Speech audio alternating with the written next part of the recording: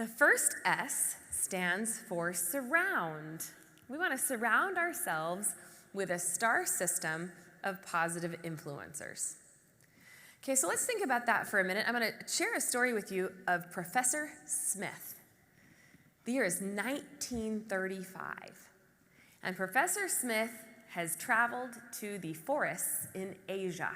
He's a biologist, and he's there to study animals and plant life and everything in Asia, far away from where he lived in the United States. So he visits Asia, and he's on a river. And in the distance, he sees mangrove trees.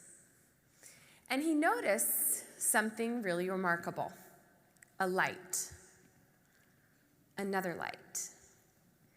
And within a matter of minutes, he noticed thousands of lights in the trees, all lighting together at the exact same moment. And he realized these were fireflies. And he came home and he wrote this paper that you see here about this amazing event of synchronous fireflies that exist in the forests in Asia. He was ridiculed. No one in the scientific community believed him. How ridiculous, they said. A male firefly?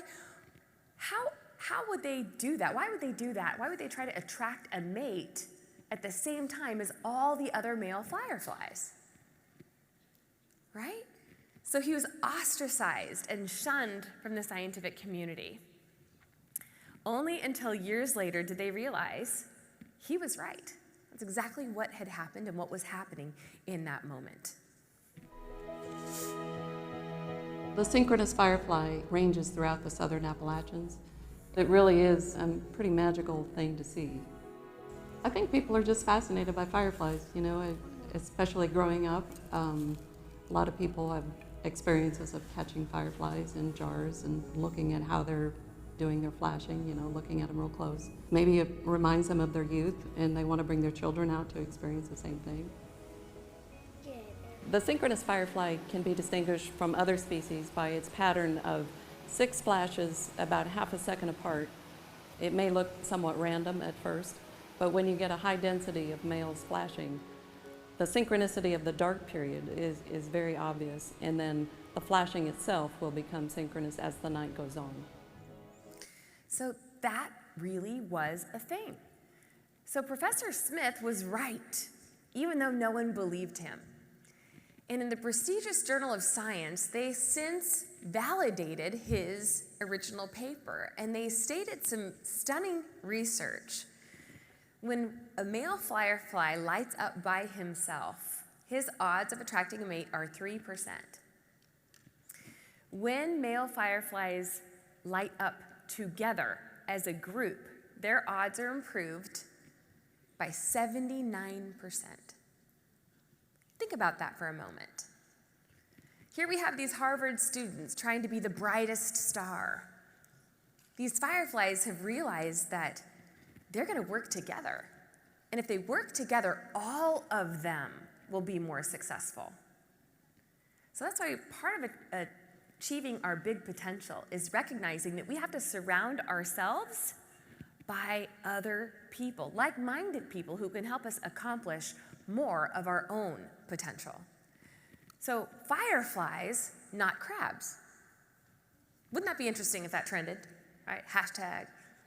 We're at this dental meeting, fireflies, not crabs, and people are going to be like, what are they doing in Dallas? Right?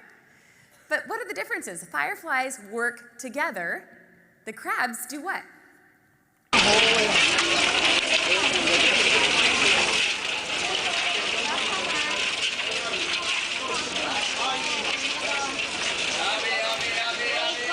They pull each other down.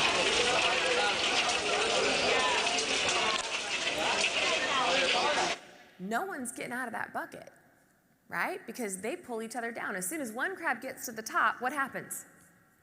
The other crabs are pulling them down.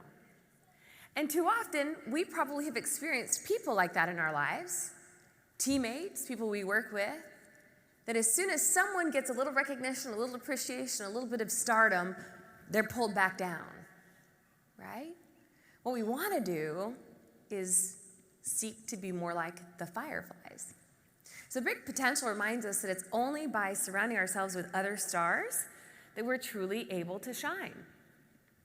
And that's one of the things that we've learned from the Harvard research and the firefly story, is that we have to look to surround ourselves with other people, other stars. And when we do that, we all shine a little brighter.